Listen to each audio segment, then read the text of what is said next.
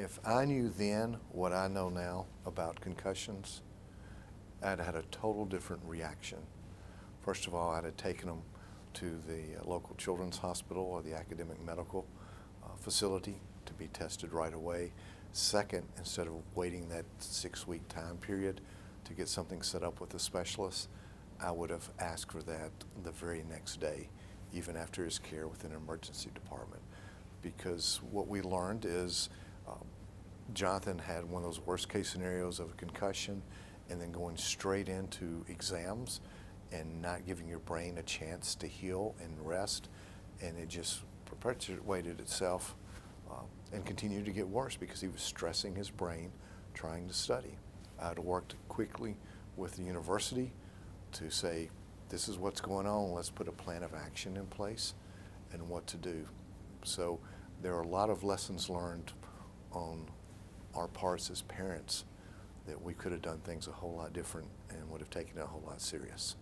Jonathan grew up in an athletic family. I played football in middle school and then played basketball and tennis in high school and had my fair share of knocks and hitting my head and looking at Jonathan. Jonathan, soccer, football, and basketball. And as we've reflected back going through this process, Jonathan shared with us 3 other different times, both in middle school and high school, where he had concussions that went untreated and undiagnosed. But he could tell you what happened, and a couple of times getting up and running towards the other team's huddle because he didn't have a clue where he was. And so those are things that we were unaware of at the time. And then you fast forward to college, and I remember the first week Jonathan called and said, Dad, I was asked to try out for cheerleading. What do you think? And I said, Jonathan, I personally think it's great. I said, there's a lot of stigmatism around that. And I said, but I had a chance to serve as a mascot in college. There's a lot of fun in making that connection. And you'll get the workout of your life. It's a great way to stay physically active and cheer without getting hurt. You know, you just don't think of a cheerleader getting hurt, and particularly a concussion. But that's not the case. I mean, it can happen like that and truly, truly impact a life in a negative aspect.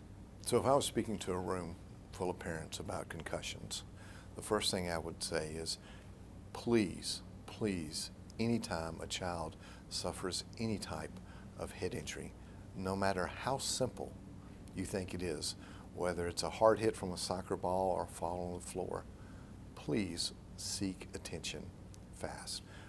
Once attention sought, monitor and watch your child. Look for the signs. Continue to talk to that child to find out how they're feeling if things are different. Jonathan knew.